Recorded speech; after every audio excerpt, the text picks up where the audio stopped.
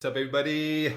People ask me this all the time. Hey, man, the best way you trade. I mean, we do it every day. Every day. This link right over here, youtube.com/WicksDontLie, 6:30 a.m. Eastern. We host live New York sessions for free for everybody.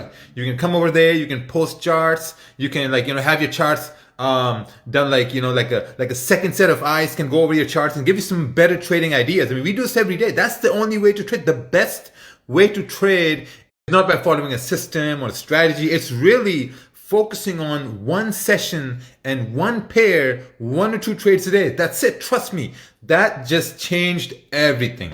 Changed everything for me. The whole game, the whole trading game changed, man. I used to think I had to trade all day long. That's what I used to think. Now, no. I'm done trading 3 hours a day. I'm done. Now I'm just chilling in my house. Just chilling, nothing to do. Probably gonna go take out the garbage and that's it. Just I wasn't fucking joking when I said I'm taking out the trash. Taking out the whole thing. The whole trash.